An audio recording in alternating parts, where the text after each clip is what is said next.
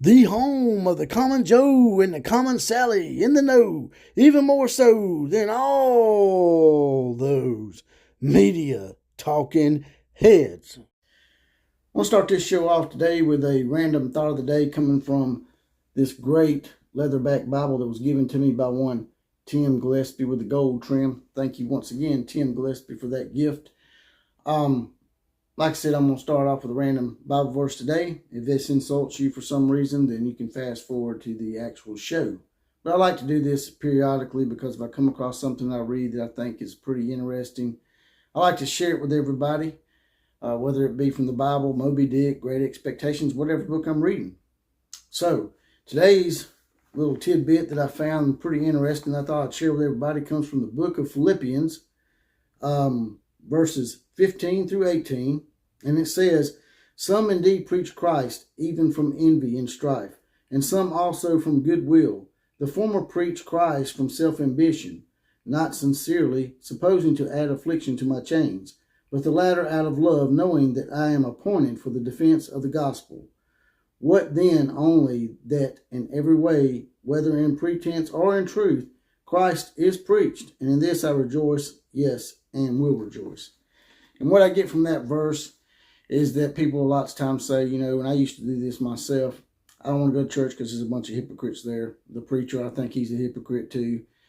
But what this verse is telling you is that whether these people are preaching for just self-glorification or ambition, just to pat themselves on the back, or whether they're actually sincere in spreading the word and have their own sins, because whether they're a hypocrite or not, everybody's got their own sins and their own vices that they're not really happy with or they're ashamed of.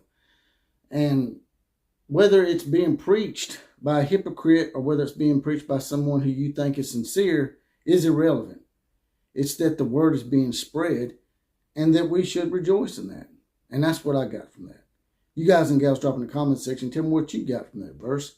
And today we're going to talk about Oregon and Washington, how ESPN is possibly trying to lure them into joining the Big 12 and making that big mega West conference that I've talked about quite a few times and merging with the Big 12. Let's talk about it.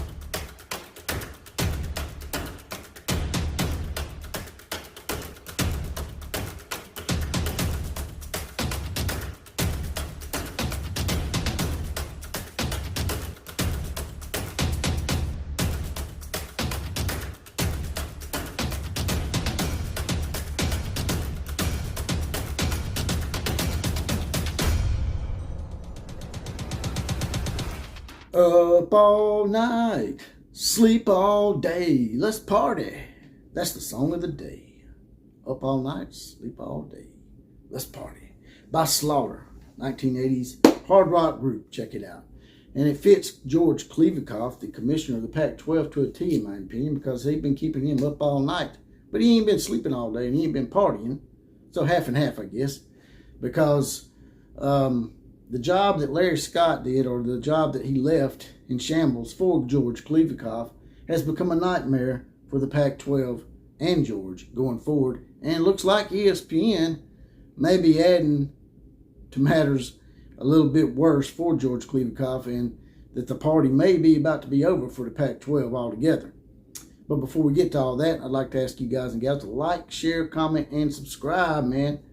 You just share it for some of them hardcore sports buddy of yours out there so we can get this party really crunk. Try to get to 5,000 subscribers before the end of summer is what I'd like to do. Also, this is the OCF. That stands for the Outlaw of College Football with the Outlaw Posse.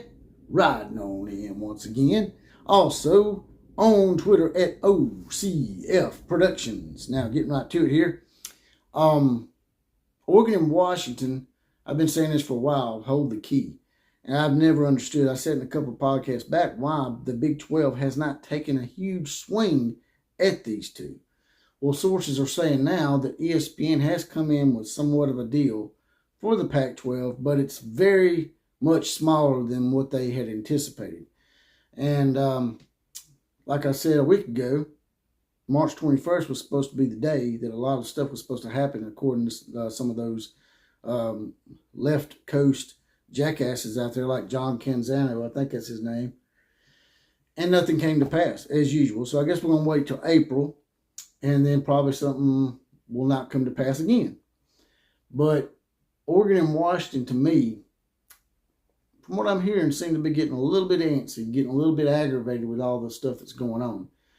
And maybe the ESPN has told the Oregon and Washington people that if they were to join the Big 12, that maybe they could cut them some other kind of bigger deal.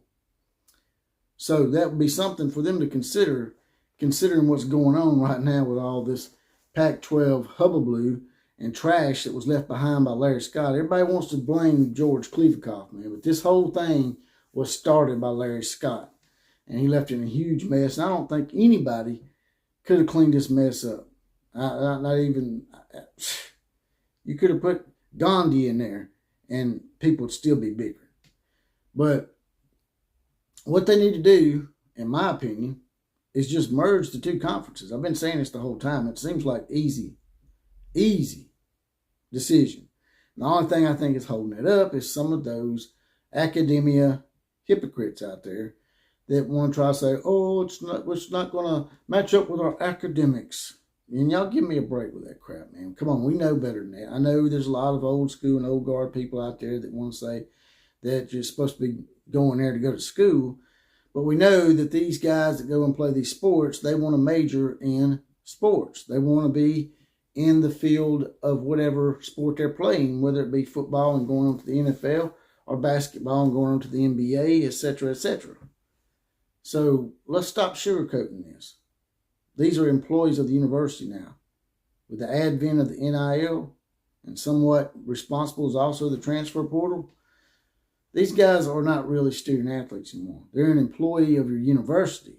So if they want to go to school and learn as well, then so be it. They can broaden their horizons. But let's stop sugarcoating. But back to what we were talking about. The Pac-12, in my opinion, needs to merge completely with the Big 12, and that way they could dominate most of the Western markets out there. Whether they get LA back or not, to me, is irrelevant. Los Angeles, while it is a huge market, the city is falling in disrepair somewhat, and it's not the Los Angeles of the 1990s or 2000s.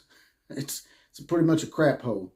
So they just go out, to my opinion, is they just go out, get this merger done, get Oregon and Washington and the Four Corner schools. That's 6 teams that you could add to the mix. That would be a total of 18. And then you can go out and be a little creative and maybe add one of these non-Power 5 schools that add value, like a San Diego State, who could get you that Southern California market. And San Diego is a much more desirable city and market to live in my opinion.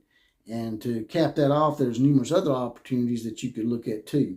You could look at going down into the New Orleans market and getting Tulane. People's like, well, Tulane, that's a small private school, right? Well, I think USC was a private school too, right? Tulane used to be in the SEC. A lot of people don't realize that. A long time ago, back in the late 1950s, early 60s, Tulane was in the SEC. So they've been in a major conference before. So that's the teams I would add, and it would get you to 20, and it would put you ahead of the curve, and once again show that Brett Yormark was ahead of the curve and thinking outside the box more so than any other commissioner out there, in my opinion. But you guys and gals, tell me what you think about all this. You think that the ESPN should continue to try to lure? See, that's the way they get around it. See, people's talking about, well, conferences can't approach these teams. The Big Ten didn't approach USC and UCLA. Yeah, whatever. There's ways around it. There's ways to get people to talk to them for you. And that's what I think the Big 12 is doing with ESPN. They told ESPN, hey, why don't you talk to the Pac-12 for us, specifically Oregon and Washington. If you can get Oregon and Washington to fall in line and join the Big 12, I guarantee you those other 4 schools will join. And then you'll have your pick of the litter as far as whatever other teams you want. Now, as far as Stanford and Cal go, if they're holding this whole thing up, that whole elitist bullshit that I just got through talking about, then they can feel free to either go independent or join the Ivy League, because they obviously don't give a crap about sports. But that's about all I got to say on the topic today. You guys and gals, tell me what you think about all this. Drop in the comment section. And if you don't mind, as I said before, like, share, comment, and subscribe, especially sharing with your friends. And there's a little heart down here. If you don't mind, hit that. Throw a few dollars at the coffers. And as always, KMCA to all the other teams. Class is now officially dismissed.